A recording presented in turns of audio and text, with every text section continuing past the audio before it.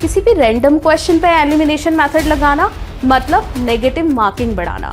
ये एक ऐसी प्रॉब्लम है जो सबको कहीं ना कहीं पता तो है पर इसको कोई एड्रेस नहीं करता, और ये प्रॉब्लम ऐसी है जो बाकी प्रॉब्लम्स का रूट बन जाती है कि मैम उसका क्वेश्चन का आंसर मेरे को सही पता था बट मैं ऑप्शन गलत मार्क करके आ गया। अगेन ये वो ही टिप्स हैं जिन पर उतना ध्यान नहीं देते हैं स्टूडेंट जितना कि उनको देना चाहिए। So these things are gonna shut down your system. आपका ब्रेन बंद कर देंगे ये। आपको चीज़ें आ भी रही होंगी, आप एग्जाम में परफॉर्म नहीं कर पाओगे। Hello everyone, welcome back to careers 360 and I hope कि आप सभी बहुत अच्छे हैं और अपने एग्ज़ाम की प्रिपरेशन बहुत अच्छे से कर रहे हैं। पर क्या एग्ज़ाम की प्रिपरेशन करते टाइम जब आप मॉक टेस्ट दे रहे हैं तो कॉन्टिन्यूसली लो स्कोर्स देख रहे हैं इन डिफरेंट मॉक्स? ऑफ कोर्स ये चीज़ आपको परेशान ज़रूर कर रही होगी, पर क्या आपने कभी इसके सोल्यूशन के बारे में सोचा है या ये जानने की कोशिश की है कि ये बार बार मॉक टेस्ट में स्कोर लो क्यों आ रहा है? आज के इस वीडियो में मैं इन्हीं कुछ कॉमन मिस्टेक्स के बारे में बात करने वाली हूँ जो डेफिनेटली आप कर रहे हैं तभी आपका स्कोर लो आ रहा है। देखिए, हम सबको पता है कि जो मॉक टेस्ट आप यहाँ पर देते हैं वो आपके रियल एग्जाम की रेप्लिका है। तो बेसिकली मॉक टेस्ट देकर आप ये टेस्ट कर रहे हैं कि आप जब रियल एग्जाम देने जाएंगे तो आप कैसे परफॉर्म करेंगे या कौन से टॉपिक्स ऐसे हैं जो स्ट्रॉन्ग हैं और कौन से टॉपिक्स ऐसे हैं जो अभी भी वीक हैं। अब सबसे पहले अगर मैं फर्स्ट मिस्टेक की बात करती हूँ तो वो फर्स्ट मिस्टेक आपकी होती है स्पीड वर्सेस एक्यूरेसी। बहुत से स्टूडेंट से मैंने सुना है कि मैम आंसर गलत हो गया क्योंकि बहुत जल्दी में अटेम्प्ट कर रहे थे, टाइम कम होता है ना एग्जाम में। आई अंडरस्टैंड दिस पॉइंट कि एक्यूरेसी के साथ साथ स्पीड आपकी होना बहुत ज़रूरी है, पर अगर इन दोनों में भी ज़्यादा क्या ज़रूरी है उसके बारे में बात करें तो वो है एक्यूरेसी। आप कभी भी कोई नया काम शुरू करते हैं तो क्या एकदम स्पीड के साथ शुरू कर देते हैं? नहीं, आप स्लोली पहले उस काम को सीखते हैं और जब सीख जाते हैं तब उस पर स्पीड आती है, राइट? तो फिर एग्जाम की प्रिपरेशन में सीधा स्पीड पर काम करना ये तो बहुत ही इलॉजिकल चीज़ है। तो आपको इस चीज़ को कैसे मैनेज करना है कि सबसे पहले आप अपने टॉपिक्स बहुत अच्छे से प्रिपेयर करिए और उसके बाद उन टॉपिक्स को टाइम बाउंड होकर सॉल्व करना शुरू कीजिए। Pick a topic and then put a timer for the practice. If I come to the mistake number 2 तो वो है no strategy for question selection.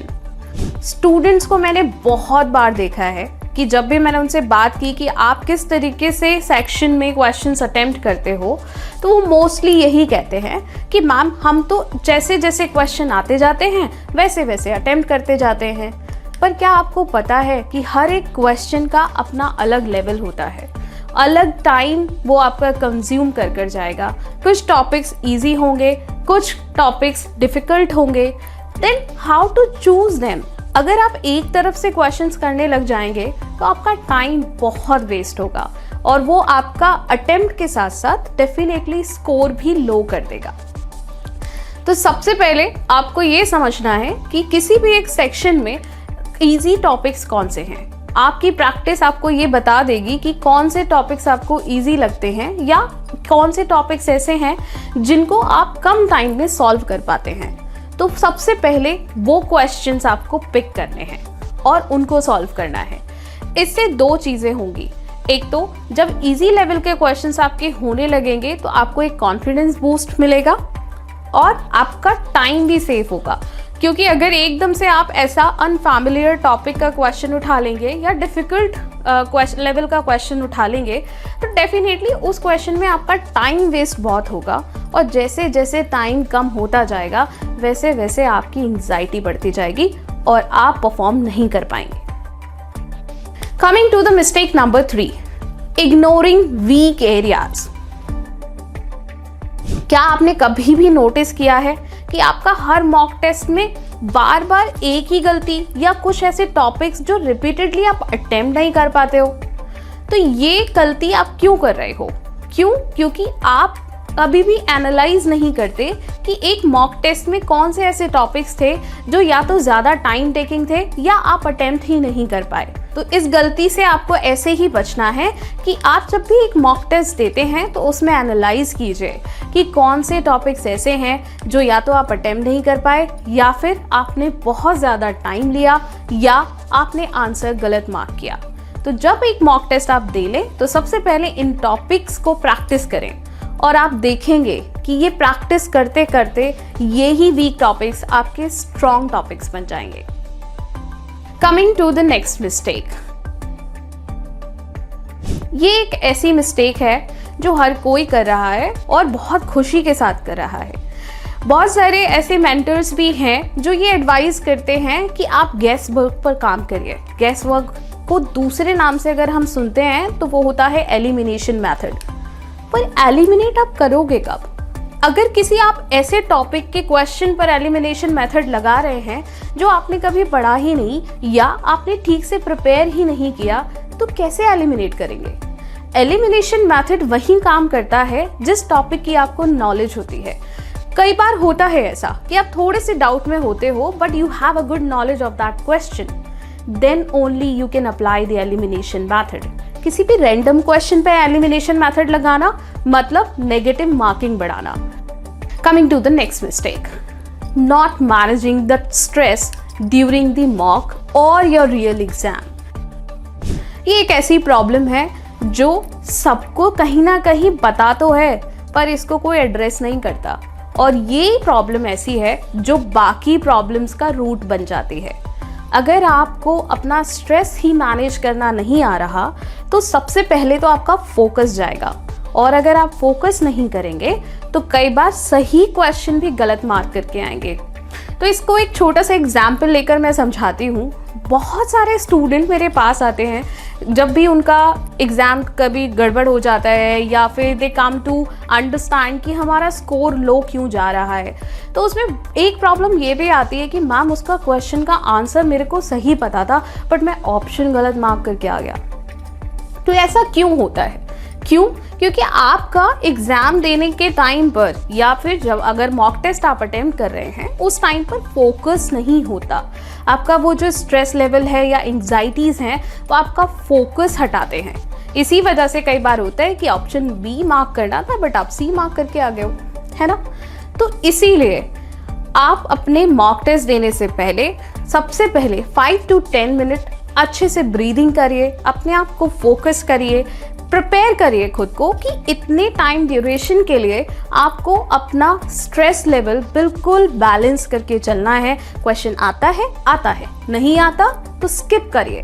Competitive exams की एक जो इम्पॉर्टेंट चीज़ है वो ये है कि आपको सिर्फ अटेम्प्ट करना नहीं आना चाहिए, आपको ये भी पता होना चाहिए कि कौन से क्वेश्चन स्किप करने हैं। क्योंकि अगर आप ये नहीं सीखेंगे तो आप टाइम बाउंडेशन के अंदर काम नहीं कर पाएंगे। So manage your stress, do the breathing exercise और थोड़ा सा मेडिटेशन अगर कर सकते हैं तो it will be a great benefit for you. अब मैं आपको कुछ बोनस टिप्स यहाँ पर दूंगी। अगेन ये वो ही टिप्स हैं जिन पर उतना ध्यान नहीं देते हैं स्टूडेंट जितना कि उनको देना चाहिए। स्टूडेंट सिलेबस कंप्लीट करना, सिलेबस की प्रिपरेशन करना डेफिनेटली बहुत इंपॉर्टेंट है।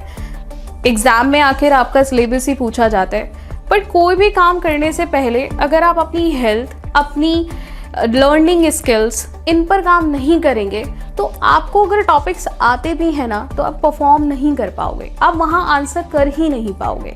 बहुत सारे स्टूडेंट्स के साथ में प्रॉब्लम यही होता है, they don't know how to handle that pressure. जब आपको 1 घंटे के अंदर ना इतने सारे क्वेश्चन आंसर करने होते हैं विद दैट प्रेशर कि बाकी के सारे स्टूडेंट से मैं ज़्यादा क्वेश्चन ज़्यादा एक्यूरेसी के साथ अटेम्प्ट करके आऊँ। तो एग्ज़ाम देने से पहले या not even for the exams, आप लाइफ में कुछ भी काम करने जा रहे हैं तो 2 चीज़ें हमेशा ध्यान रखिए कि फिज़िकल हेल्थ के साथ साथ अपनी मेंटल हेल्थ पर बहुत ध्यान दीजिए। स्टूडेंट्स जब एग्ज़ाम बहुत पास आ जाता है तो अपनी हेल्थ इतना आराम से इग्नोर कर जाते हैं कि अभी वो रात भर जाग कर पढ़ रहे हैं, खाना नहीं खा रहे हैं, जंक फूड खा रहे हैं, मंचिंग्स कर रहे हैं, you know. So these things are gonna shut down your system, आपका ब्रेन बंद कर देंगे ये। आपको चीज़ें आ भी रही होंगी, आप एग्ज़ाम में परफॉर्म नहीं कर पाओगे। So don't do this, do focus on your mental health, do focus on your physical health. और वैसे भी बचपन में आपने सुना ही होगा, हेल्थ इज़ वेल्थ। आप हेल्दी हो तो आप सब कुछ कर लोगे, अगर आप हेल्दी नहीं हो तो आपने कितनी भी प्रिपरेशन क्यों ना की हो, आप नहीं परफॉर्म कर पाओगे। सो आई होप ये सारी चीज़ें आप करोगे और आप देखोगे कि आपका मॉक टेस्ट का स्कोर भी इम्प्रूव होगा और आप जब एग्ज़ाम में जाओगे तो वहाँ भी बहुत अच्छे से परफॉर्म करोगे। तो इसी तरीके के और वीडियोस के लिए हमारे साथ जुड़े रहिए। हमारा यूट्यूब चैनल आप सब्सक्राइब कर सकते हैं एंड स्टे ट्यून्ड।